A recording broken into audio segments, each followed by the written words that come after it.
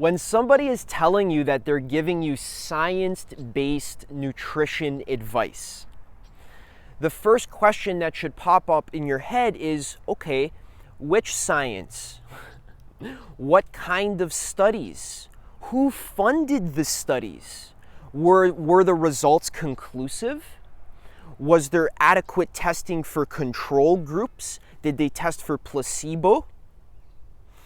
Was there enough sample size? Was there enough diversity in the sample size?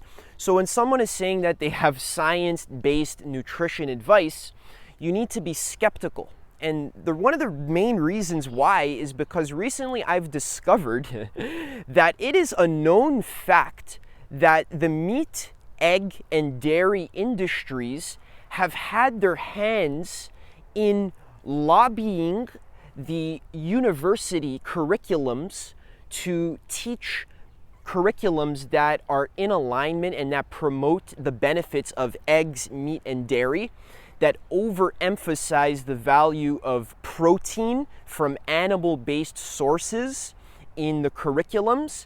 And then there's millions of nutritionists that are going through these curriculums feeling all proud of themselves that their knowledge is science-based, not realizing that the science that it's based on is not good science. It's biased science that is funded, millions of dollars of funding by these industries that skew the results. Now, this is something that should have been obvious to me, but I just didn't think about it a lot. So in this video here, we're going to be talking about some very, very practical things about nutrition. This obviously affects your life because the food you eat determines the quality of your health, the quality of your mental clarity, and your life. And we're also going to be discussing some meta points that are going to be very useful for you if you're someone who's just interested in the topic of how do we know what's actually true. If you want to explore this topic very deeply, it's something I've been studying for the last 8 years. I've devoted all of my time and energy, or not all of it, I eat and sleep and stuff, but most of my free time goes into contemplating the nature of science, the nature of epistemology, which is the study of how do we know what's actually true, what methods lead to truth, how do we know the methods we're using are actually giving us true, accurate results. And this is a very important lens that we're going to bring into the realm of diet and nutrition. And you're going to learn a lot of stuff from this video, all right? So recently, I've been studying a lot of diet and nutrition advice, and I've been actually doing a lot of experimentation with my diet, and I discovered this amazing source of diet wisdom called the Medical Medium. So if you've never heard of the Medical Medium, he is a very controversial figure in the nutrition and health space because he gives diet advice that has helped millions of people solve chronic illness. He gives very detailed accounts of why people are chronically sick, and he gives them protocols like lemon water, celery juice, and eating lots of fruits and vegetables as healing protocols that helps people heal. And this has been very useful for many people who are suffering from all kinds of chronic illnesses that their doctors and they've been to specialists and they're unable to diagnose the root of the problem. Medical Medium is giving them help in this area where they're struggling with, where modern science and medicine is failing them. The Medical Medium is helping them. So I'm into this sort of stuff. I'm really interested in like cutting edge perspective stuff that's a little bit ahead of the curve of modern science. I'm also very interested in science itself as well. And this kind of opened my eyes a little bit, and I was learning more about the diet. I have been doing the diet myself, and I've been getting amazing results. I've been able to heal my eczema and my chronic severe allergies, like seasonal allergies and mucus. So I've been loving the diet, and I've been talking about it on my channel as well. And throughout my investigation, I've been listening to the Medical Medium's podcast, I've been reading his books, and it's been brought to my attention by the medical medium, but then I also did my own research into the subject, and it turns out, like I mentioned at the beginning of the video, that the university curriculums that are teaching nutrition are very, very limited. And I actually have, I think, 4 or 5 main critiques of the university curriculum of nutritionists and this topic of health and nutrition. This also extends to medicine as well. And these are meta-level critiques that I think you will realize are very important. And immediately, again, the question is, Adam, who are you to critique the curriculum of nutrition or the curriculum of modern medicine? Are you a doctor? And the answer is no, I'm not a doctor. I'm a philosopher, actually, which I know when I say that, people are like, oh yeah, you're a philosopher, okay, you know, you sit on your armchair and think about stuff all day. I get it. There's a lot of negative connotations with this idea of being a philosopher. I am an independently educated human being who identifies as a sponge, which means that I absorb tons of information. I'm just joking, I don't actually identify as a sponge, but I absorb lots and lots and lots of information. I do tons of research into philosophy of science, into philosophy in general, into spirituality, into health, into personal development, exercise. I just like studying reality. Reality is very interesting for me, and I do this full time. It's my job, actually. So in my journey, I've devoted a lot of time and energy into specifically the topic of how do we know what is actually true, and how do we know what evidence, what studies we can lend credibility to. This is something that you should absolutely not take for granted. It's a gigantic topic, which is why this video may need to have a second part. But please don't take this topic for granted, because a lot of people in the world, this is a very practical topic that affects your life. There's tons of diet advice, nutritionists, that all of them claim that their diets are all science-based, okay? Everyone is using science to justify their claims, and they have wildly different conclusions. Some people are strict carnivores. Some people are vegans, strict vegans, plant-based. Other people are ketogenic. Some people are paleo. Some people are the Ornish diet or the British diet. And there's a wide variety of diet philosophies. All of them claim to be rooted and grounded in science, but they're all different. And this is a microcosm of what happens in the macrocosm of the whole world. The whole world has different beliefs and ideologies about all kinds of things, about religion. So many varieties of religions, different flavors and belief systems, so many different political views, ideologies, agendas, dogmas.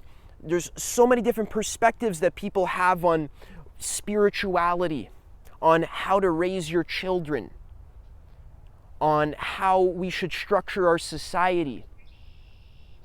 And of course, what to eat, what to wear, all of this.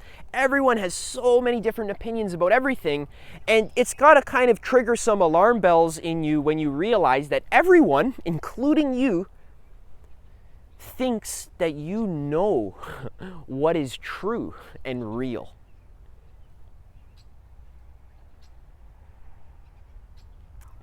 The Christian is 100% convinced that Christianity is real. The Jew is 100% convinced that Judaism is the one true religion. The Muslim is 100% convinced that Islam is the one true religion. The vegan is 100% convinced that veganism is the one true diet. The meat eaters are 100% convinced that meat eating is the best diet. The people who follow medical medium like me, many of us are 100% convinced that what we have studied and what we learned is 100% true. So now we get into the tricky topic of how do we actually know?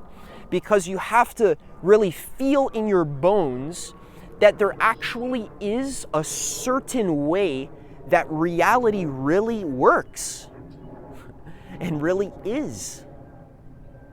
We can't all be right, or maybe we all have partial truths, like each perspective, maybe the carnivores have 10% truth, the vegans have 80% truth, the Christians have 90% truth, the Muslims have 95% truth, right? So even when you're assigning these probabilities of truth, you got to ask yourself, by what criteria am I using to judge the probabilities of truth in any perspective that I'm absorbing from anywhere, from the internet? When I read an article, how do I know this is a true article, that they're actually telling me the truth?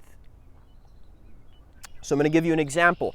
Today I Googled something. I was curious. I'm doing a lot of diet research. So I'm wondering if the human body can make its own protein. This is a very controversial topic. There's actually a lot of differing opinions on this. The verdict is not out yet. I haven't figured it out yet. So Anthony William, the medical medium, is saying that the body can produce its own protein, which makes sense to me because your cells in your body, they are protein synthesizers. Your DNA tells your cells how to make proteins in order to structure themselves to repair damage, to grow and multiply, etc. So if your cells are making proteins all day, then I don't understand why the body wouldn't be able to make proteins from the fruits and vegetables that you eat. The sugars and the carbs can actually turn into proteins in the same way how, like, a gorilla, for example, is one of the most muscular animals in the entire animal kingdom. They have massive muscle mass, and what do they eat all day? They eat leaves and branches, and 99% leaves and branches, and then 1% bugs. So gorillas are herbivores. So this idea, okay, so if gorillas can make their own protein from the plant matter that they're eating, then human beings are pretty close in the genetic chain. It's like 96% of the same DNA we share with gorillas. So we have similar digestive tracts, teeth, etc. So why can't we also make our own protein? That probably makes more sense. So I did a Google search, can we make our own protein? And I just clicked on the first article. Now, normally I don't do this, but I just clicked on the first article. I wanted to see the conventional wisdom, the conventional of the conventional. So I just clicked on article number 1, all right? It was on lifesomething.com. I forget, I guess I'll link it in the description. So as I was, the picture of is like, can we make our own, or is like, how much protein do you need, or something like that. And the article is just a picture of sausages. And as I'm reading, I'm learning about amino acids and how human beings, we need to have amino acids to create proteins to repair damaged tissues. And it was saying that the only way to get proteins is to eat them.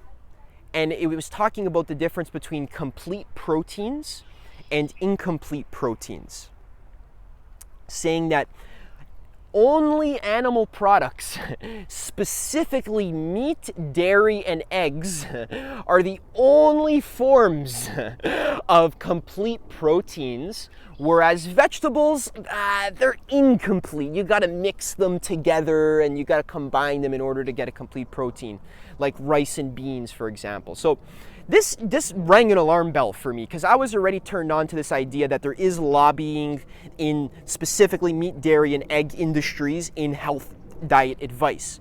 So I was like, this is a little weird.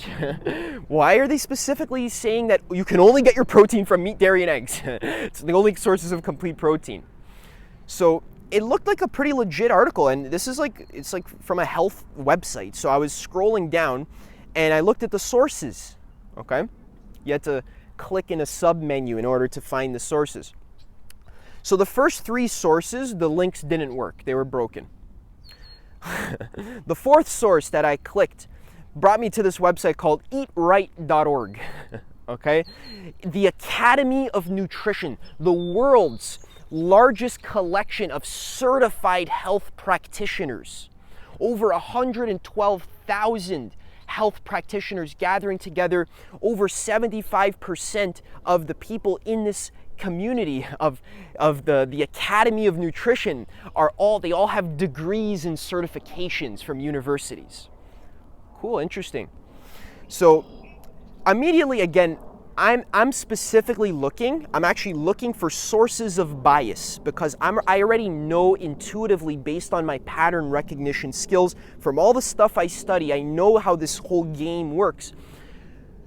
These companies make websites to seem like valid science, like sources of science, but then through some clicking that I was doing, I was looking at, okay, so they're talking about fruits and vegetables. Okay, cool.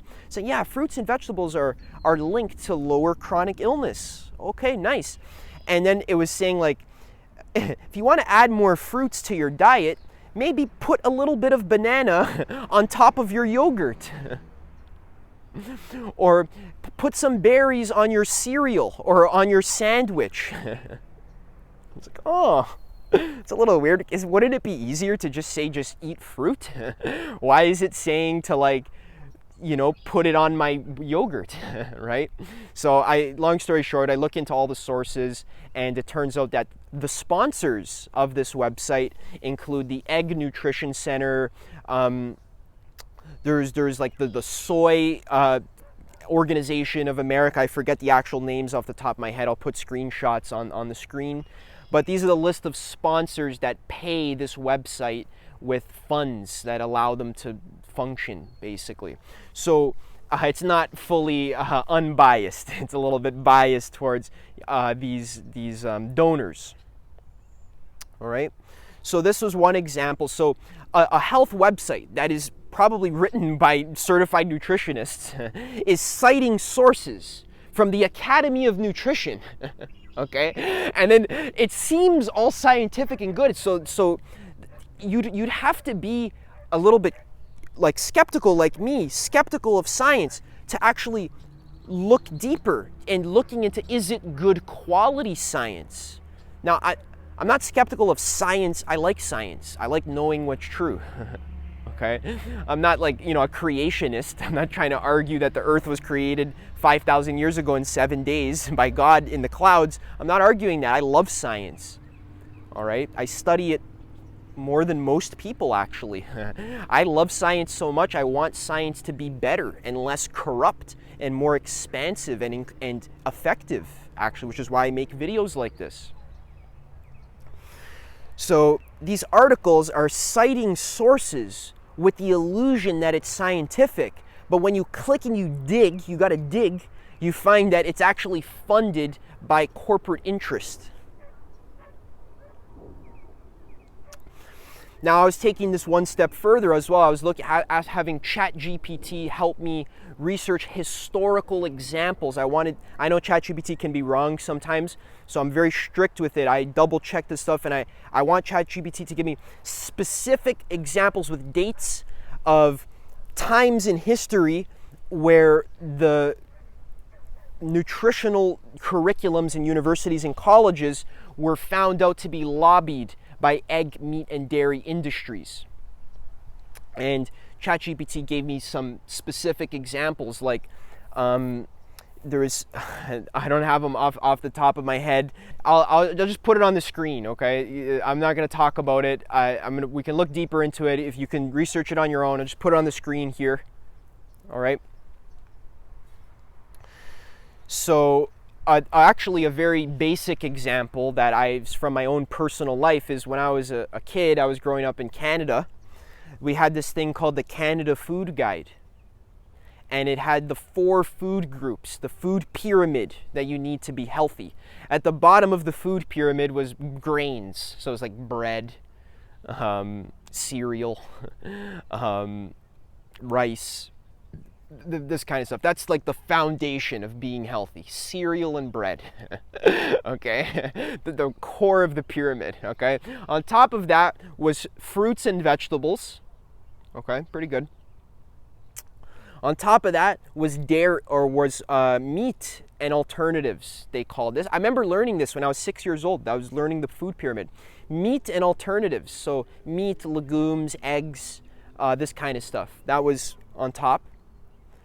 And then at the pinnacle of the pyramid was dairy, so like milk, yogurt, kefir, etc., cheese. So I was taught when I was very young that in order to be healthy, I need to eat all 4 food groups. So each day I should have at least some food from all 4 of the food groups. I should have some dairy, some meat, some veggies and fruit, and some grains. And if I do that, I'll be healthy. So this bullshit this is not true. This is wrong information. This was in my mind for a dozen years, for a very long time, like until I was 16, 17, I started actually learning on my own. I was literally indoctrinated with information that is clearly lobbied and paid for. Okay, I don't care what scientific study you tell me that shows me that milk is like needed to be healthy, but it's paid for. Science is paid for. Some of it is paid for, not all science. Okay. So this was the number one critique of nutritional advice. Now, recently Canada has updated their food guide so that it's actually healthier. It's like half a plate of veggies, and then a quarter of a plate of a protein source, so like meat or legumes, and then a quarter of a plate of grains or something like that. So that's better. We're moving forward in that regard. But still, you need to understand that the curriculum in universities and colleges is heavily influenced by corporate interest. Okay?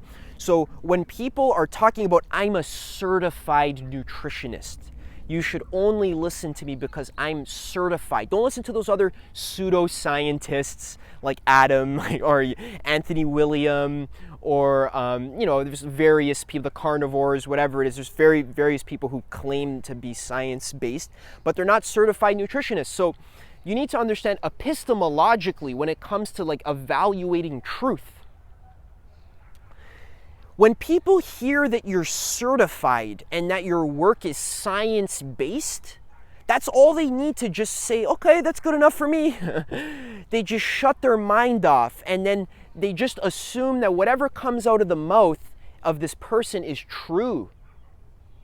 Same when you go to visit a doctor. Someone's a doctor, they have a degree, they have a doctorate, they've done 12 years of school, 8 years of school, and then I have depression, and then they prescribe me some antidepressant that doesn't do anything for your depression. It actually just suppresses it. It turns your depression into suppression. It's like happy pills, yay, I'm happy all the time. Oh my God, it works, wow, right? It's not a systemic solution for curing depression or anxiety or these kinds of things. So that's quackery. That's not real medicine. That's a failure of the medical establishment. But just because the person's a doctor and they have a certification, then people don't feel like they're able to even question them. They just want to believe in their bones that medicine, nutrition, like they just want to believe that university is not corrupt. Because like now what happens is, how do you even make sense of the world if you don't have authority figures, credible sources, doctors, PhDs to offload your sense-making to? You have to take on the difficult burden, which is what I've taken on for myself. I've made it my own priority and responsibility to make sense of life for myself and not only listen to authority figures. And trust me, I make tons of mistakes, tons of wrong turns, rabbit holes that lead nowhere, lots of trial and error, experimentation that is fruitless, right? But recently my experimentation has been very fruitful because I've been eating tons of fruit. But yeah, so it's difficult to make sense of life for yourself.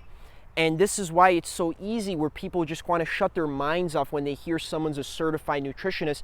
They don't want to undertake the strenuous, laborious task of delving deep into the sources of the sources. So, okay, you're a nutritionist, great. You're certified by Harvard, okay, great. Who certified Harvard to give the certification? Science, or I don't know, God, or the government. Okay, who certified the government to give them the authority to determine what science is good science or bad science? You might say, Adam, you don't understand. The scientific community is an intricate network of people who are double checking. There's peer reviews, there's citations, scholarly sources, there's all sorts of fact checking. Like, it's not like just random bullshit slips through the cracks. And yeah, I agree, there is some level of regulation in the scientific community. It's not complete quackery, like people aren't believing that there's blue monkeys living on the moon. Okay, but let me just say, if there was a scientific study that proved it, we would all freaking believe it like suckers. But let's just pray that doesn't happen. Okay, so you need to understand that this is a deep structural problem of the human mind. The need to have authority figures tell you what reality is, how life works, and how to make sense of reality. Because it's a very difficult and it's a full-time job to just make sense of reality. It's literally a full-time job. I've devoted my whole life to this, and I feel like I still have so many things to explore and to learn about that I don't know about. So most people don't have that type of energy, that type of time. It's very convenient to just go to university, go do whatever, they take the tests, take a certificate, get the certification, and then now you need to make money, right? So you're a nutritionist. So let's talk about some of the critiques of the nutritional establishment. Number one, we talked about in detail, which is corporate bias, okay? You can look more into that yourself, influencing the curriculum.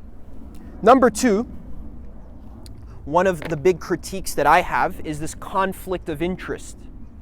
So what this means is that when I go to get certified as a nutritionist, that becomes a part of my identity. Okay, now I actually become someone in my own mind who knows how to be healthy.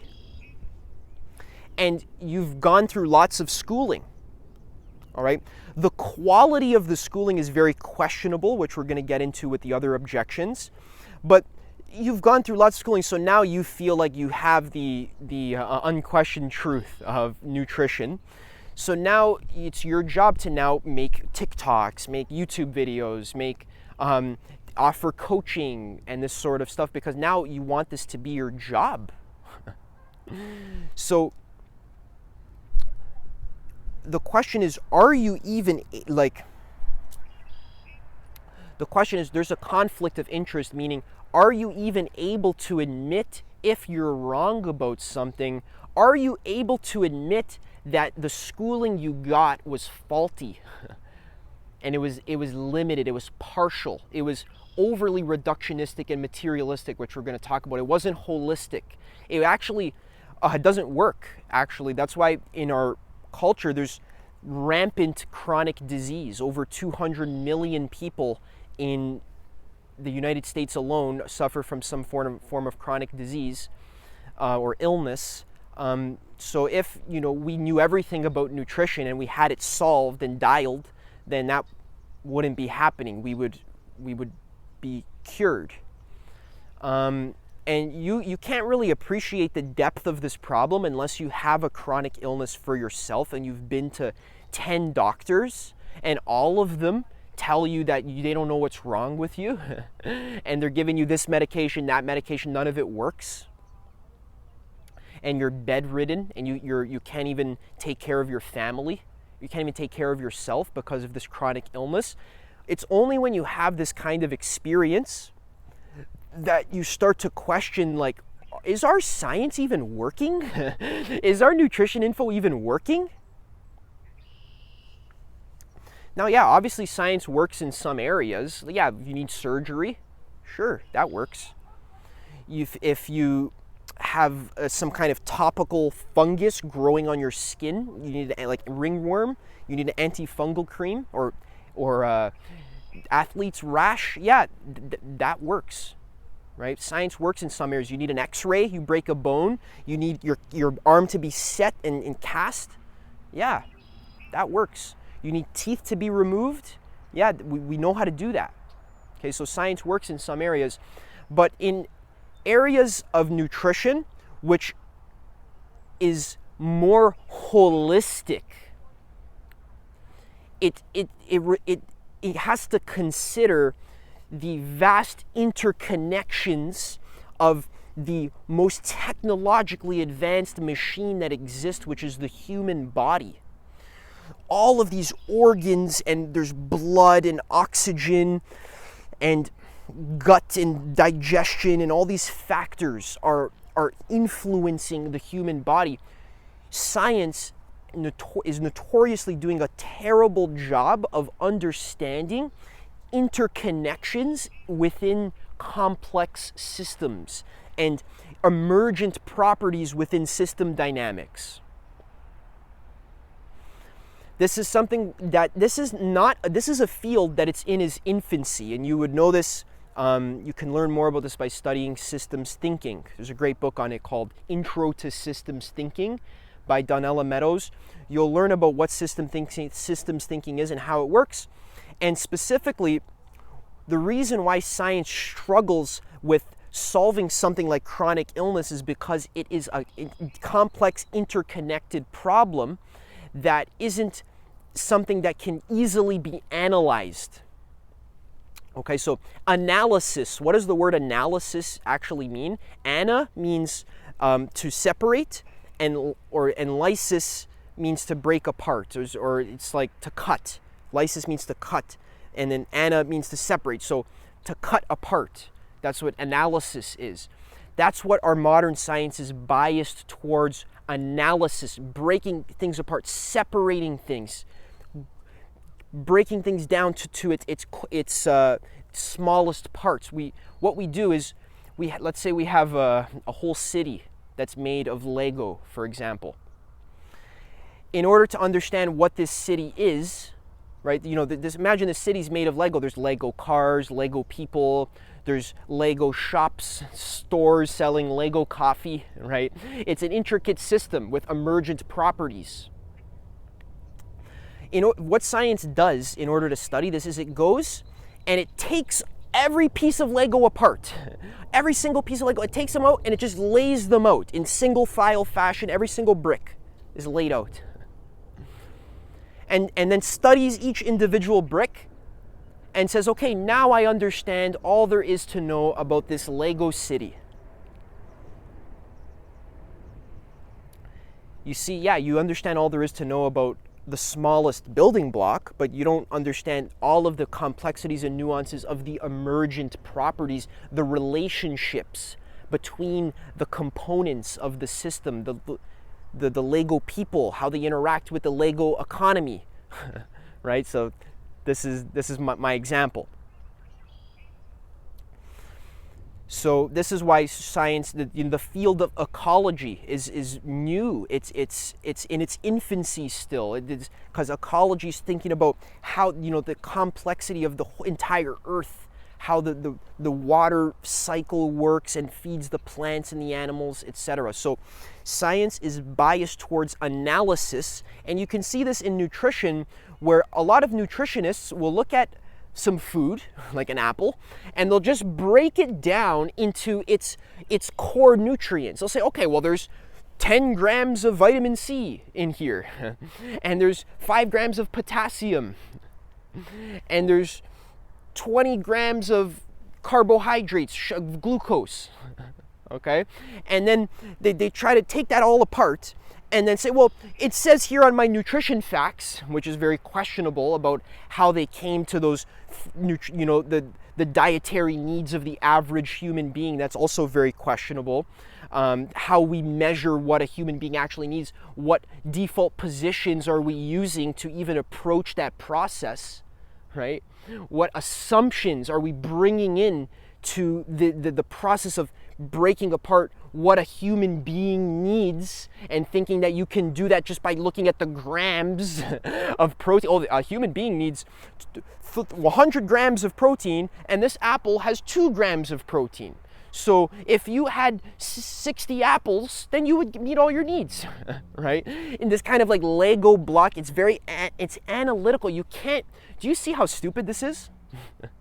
This boiling everything down into its core nutrients, and then nutritionists, making videos talking about, well, you should eat broccoli because it has 10 grams of vitamin K, it has 2 grams of iron, and okay, but again, you're not understanding that something like a piece of broccoli is so intricate.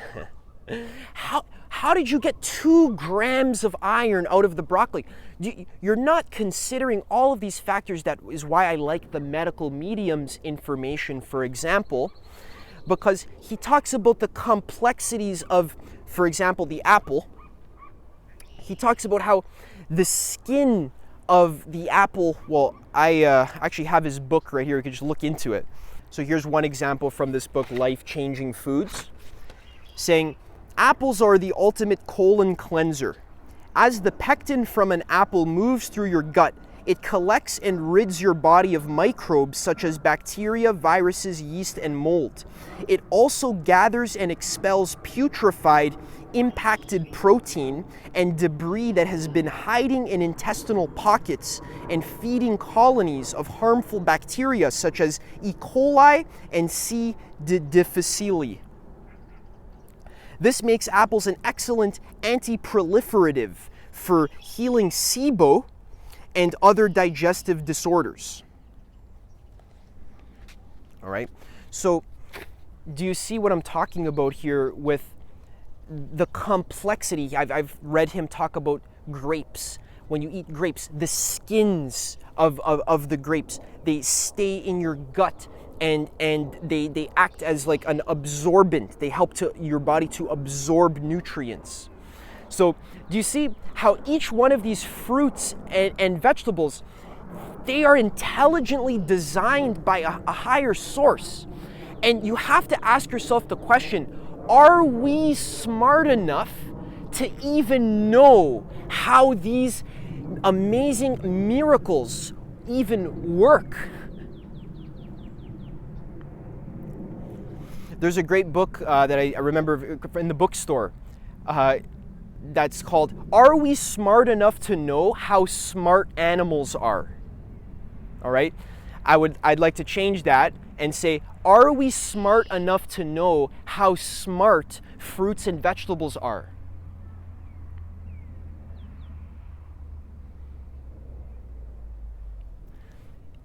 Currently, our current nutritional curriculum is absolutely not smart enough to know.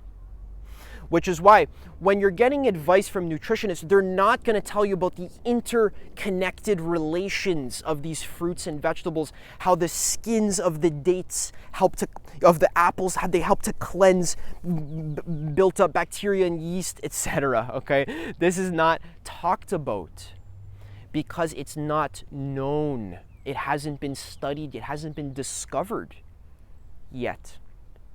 You might ask, well, Adam, how does the medical medium know this information? Well, he channels that's what he calls the spirit of compassion. Ever since he was 4 years old, he heard a voice in his ear that was explaining to him in detail how to heal his family members and the people that he came into contact with. And he has a power. He was born with a gift where he channels diet information from source. Now you might say, well, Adam, that sounds like nonsense. That's not even possible. How is that considered a true source of information? And that brings us back to the start of the video. How do you know what's true?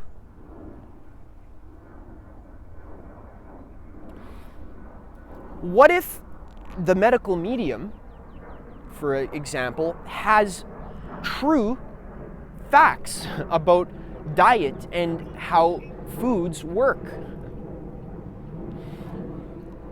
and they haven't been discovered by science yet? What if that's a possibility? The channeling is a real phenomenon, by the way. You can look more into that.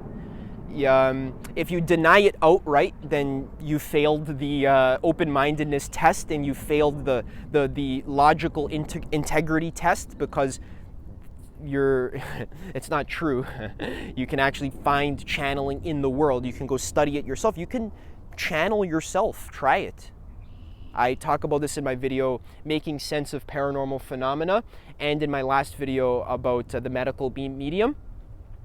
So what I'm saying here is that the current nutritional paradigm is too focused on analysis, and it doesn't bring together a holistic view of health, which is the third point. A holistic view of health isn't just about the grams of protein in your shake. And you might say, well, yeah, of course, nutritionists know to get all the different vitamins and stuff. But again, the question is, do they even know what is in the food? So another thing from medical medium to prove my point here. So here's a distinction science has yet to discover. These plant foods actually contain two different types of water. Each type is structured differently with different information stored within, and a separate system for delivering its healing benefits to you. The water doesn't all serve the same purpose, and it doesn't all go to the same place when it enters the body. The first type of water that's inside all fresh foods, he calls them the holy four, which is like fruits and vegetables, is hydrobioactive water. This is the water that holds life-giving nutrients to support your physical health. It's also the water that hydrates your cells better than any drink of plain water can. Hydrobioactive water, living water, is the reason people instinctively add a squeeze of lemon or cucumber slices to water, or reach for a coconut water or fresh juice or smoothie after a workout. Because, like the name suggests, this water will replenish your body and feed your bloodstream and keep you going. Then there's undiscovered cofactor water. This other form of living water contains information to help restore your soul and spirit, and to support your emotions.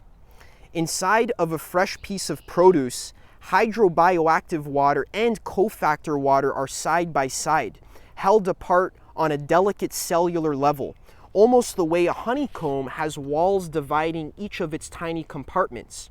If a bear comes along and claws down a beehive, the honeycomb will break, and the honey will all run together. The same is true on a micro level when we bite into, say, an apple. The cell walls dividing hydrobioactive water and cofactor water rupture, and the juice comes running together. Our bodies can still differentiate the two, though, and they put each to separate use. However, this remains undiscovered by science, because when fruits and vegetables are under the study in the lab, the tools used to take samples rupture the cell walls just like our teeth do. Even a minuscule syringe has this effect, so the water contents of fruits and vegetables continues to be studied as one entity, and the spiritual side of food isn't exactly a hot topic in medicine, so all we keep hearing about is physical nutrition. What would truly advance research is if scientists approach the study of water in fresh, living plant foods the way they do blood and lymph in the body, separate and yet aligned. All right. So there's a lack of holistic integration of many different perspectives in the current nutritional paradigm. We lack the integration of, for example, epistemology and philosophy of science, which is what I'm trying to bring here a little bit in this video, just a little toe dip.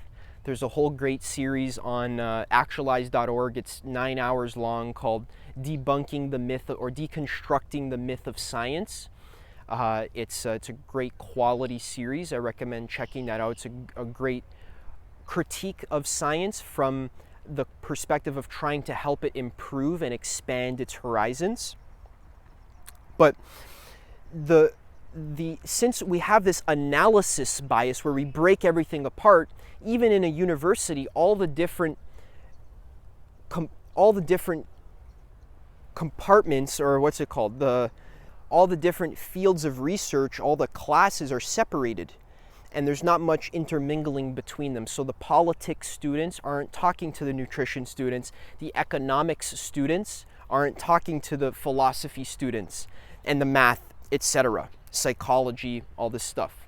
So it's important, because when you understand economics and politics, then you understand that maybe our nutritional curriculum is affected by the forces of economics and politics. And maybe, just maybe, our curriculum is actually lobbied by these companies that skews the truth.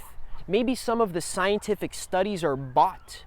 So that's the thing with science, is that, you know how much energy and money and manpower it takes to do a study that's double-blind tested and peer-reviewed, that has adequate sample size? It's a massive study. It's a massive undertaking to do that. It requires lots of money to even fund these experiments. Who's paying?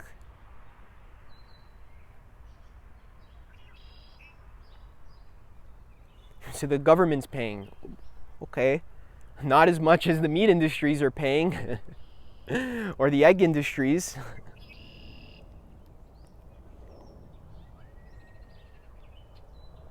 All right. This is the problem of being a specialist rather than a generalist.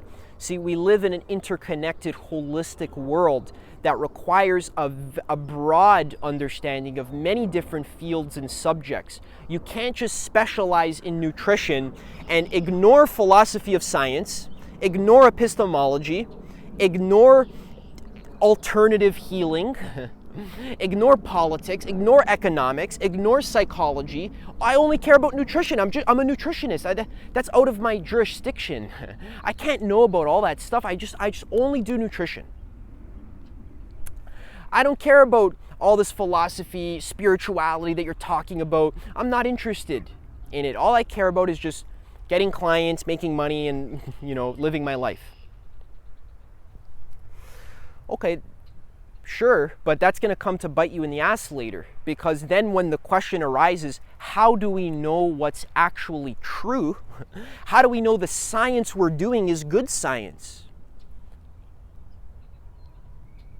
Then you're not going to know. You're not going to know how to even tackle that question, so you're just going to kind of ignore it. You're going to be willingly ignorant to it.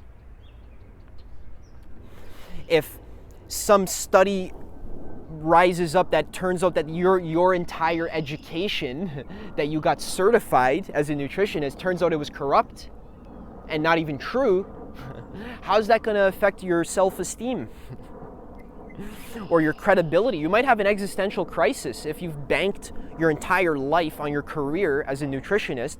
You have a conflict of interest. You won't be able to admit that your schooling could have been influenced. All right? And the last point I want to make is that our university system, all of academia actually, including nutritional curriculums, are affected by the field of developmental psychology. what this means, like spiral dynamics, ego development theory, what this means is that scientifically, we've actually demonstrated that cultures go through a specific set of value systems as they grow and evolve towards higher levels of increasing consciousness and complexity and integration. So, in layman's terms, what that means is that our university and our entire academic paradigm, the whole worldview, is at a specific stage of psychological development that is biased towards reductionism, materialism, being objective but being unable to question what that really means to be objective. And the problem is that most people in the society, well, it's not a problem, it's just what it is, just the case. Most people in the society, I'd say 80%, including you most likely, are in this stage orange level of psychological development. And that's not really good or bad, but what it is predictable. It's easy to predict the blind spots and limitations of the nutritional curriculum just by knowing that it's in stage orange. Maybe moving to green a little bit. If you don't know what that means, you can learn more about spiral dynamics. Again, there's another great series on actualize.org about spiral dynamics. I also have an introduction video to it. You can learn more about what that is and how it works. I'll also make more videos about it in the future. But this is something that you can't ignore. All right?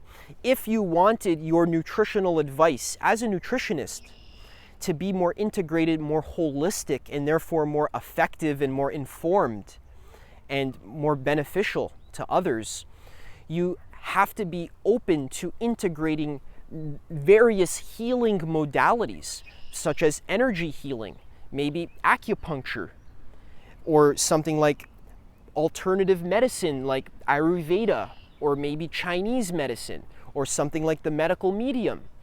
You'd have to undertake things like meditation, stress management, understanding that your emotions affect how your body uptakes nutrients.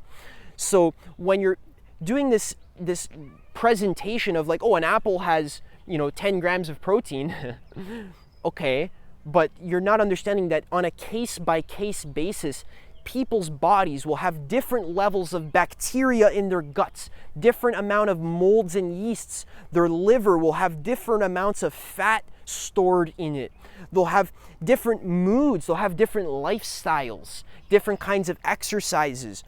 This is a vast array of systemic factors that affect how this person is going to uptake the 10 grams of protein in this apple.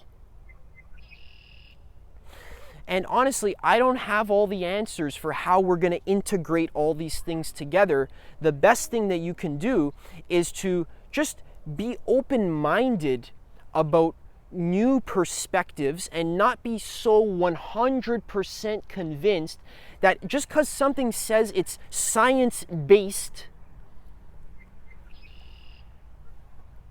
Again, what does that mean? Which science? What level of science are we talking about? Are we talking about stage orange science? Or is it stage green science? Or stage yellow science? Is it systemically aware? Is it an integral science? Like Rupert Sheldrake talks about in his book Science Set Free?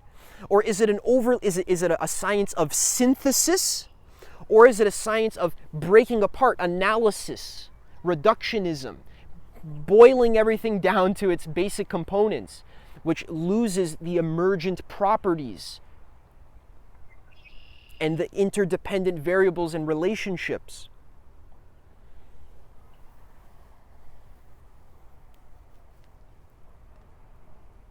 All right. I hope this video was helpful. This is something that before I end, I wanted to say a very important point that I'm not trying to be mean to nutritionists. I think a lot of nutritionists have their heart in the right place, and they genuinely, more than anything, want to help others be healthy. They got into it for all the right reasons, and many of them stay up long nights doing great work. okay, helping people, all right? But it's not your fault. It's the system's fault. Okay, and I'm not saying the system like, oh, stick it to the man. I'm saying this this complex system of various variables. This is all playing a role in your nutrition education and your advice. And what it all comes down to is actually your level of consciousness, your level of understanding, of your nuanced thinking, and even just like level of spiritual purification actually has a massive effect on your mind's ability to absorb information and understand how reality works and to give holistic advice. If you did, let's say, a good amount of spiritual purification work, like meditation, for example, and you did that for 10 years very seriously, you could develop a spiritual power like a siddhi, and you could actually take your nutrition practice to the next level where you can actually heal people intuitively. You can intuit what's wrong with their body and feel into their energies and recommend foods based on what you're feeling. Now, I understand, to you, this sounds like quackery. It sounds like pseudoscience. You think you're above this. But what developmental psychology proves and demonstrates is that actually this is above you. This higher level of inclusion in the process of sense making, of having higher awareness. This is stage yellow and turquoise in spiral dynamics. This is very rare. The odds are you've never even met a stage turquoise individual in your entire life. This is like less than 1% of the population. So that's what this channel is helping you to do. We want to help you to develop yourself personally and spiritually, holistically, so that you can be of greater benefit to all human beings and that you can enjoy your life more and really actualize your fullest potential as a human being. So that's what we're talking about. Subscribe to this channel for more videos like this. I make videos about diet, spirituality, and that's what I've been focusing on recently, but I've talked about all kinds of stuff. Come click the link in the description to join our free community where I do free weekly calls every single week, and we just chat about these kinds of things: life purpose, following your passion, doing your diet, having a healthy diet. We can discuss and debate these kinds of topics, but be warned, I won't go easy on you. So if you want to come hang out and chill out, we meditate together, we learn about processing emotions, this kind of stuff. Come join that at the link in the description. And otherwise, thanks for watching. Hope this was helpful for you. If anything, I hope it opened your mind a little bit, and I'll see you in the next video.